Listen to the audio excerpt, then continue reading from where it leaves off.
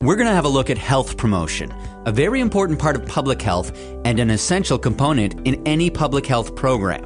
We'll talk about what it is and have a look at the Ottawa Charter, which outlines some of the important principles of health promotion. So, what is health promotion? Health promotion is defined as the process of enabling people to increase control over and to improve their health. In essence, health promotion is about improving health. But what is health?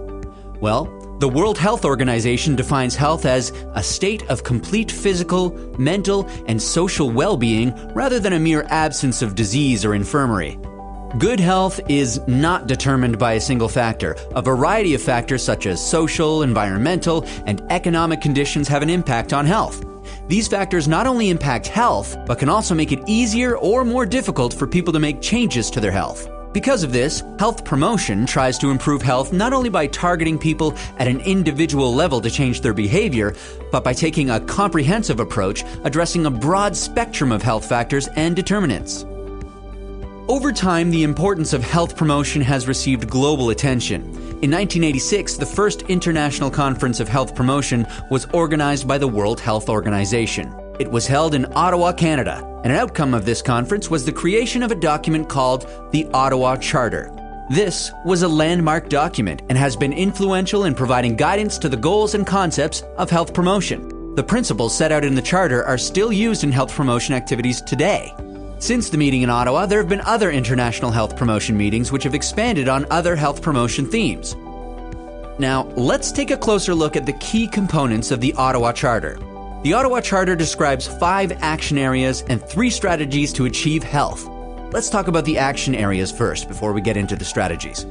The 5 action areas are building healthy public policy, creating supportive environments, strengthening community action, developing personal skills, and reorienting health services. Building healthy public policy is the process of developing policies that support health by not only protecting the health of individuals and communities, but also making it easier for people to make healthy choices. This is done by a coordinated approach of legislative, regulatory, organizational, and taxation changes. Healthy policies are not made just by health departments, but from all levels and sectors of government and other organizations. A few examples of healthy public policies are laws requiring people to wear seatbelts and helmets, smoking restrictions, and workplace health and safety regulations. Moving on to creating supportive environments. The environment that people live in, both the natural and built environment, are closely linked to their health. So this action area focuses on places that people live in, their communities, where they work, learn, or play. It aims to increase the ability of people to make health-promoting choices while in those settings.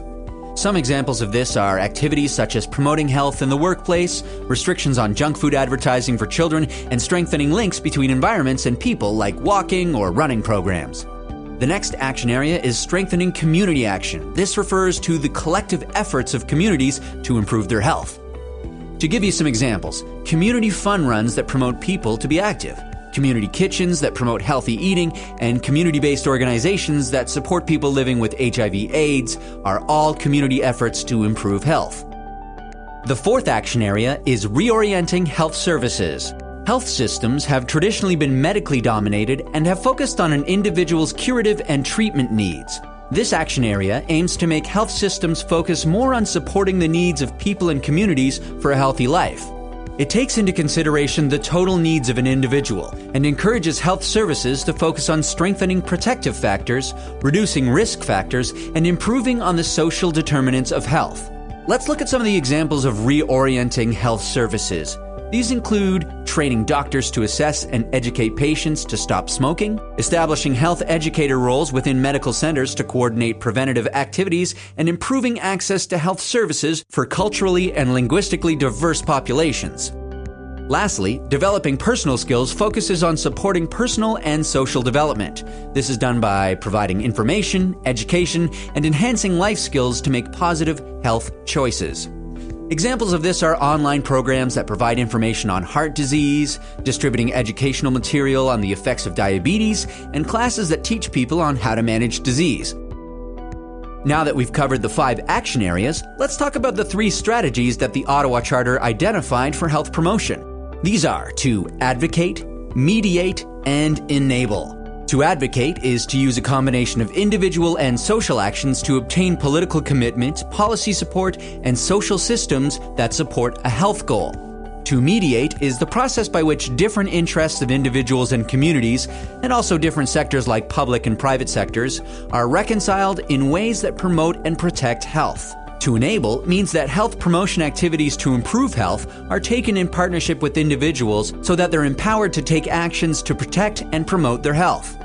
And that's the overview of health promotion and the Ottawa Charter in a nutshell.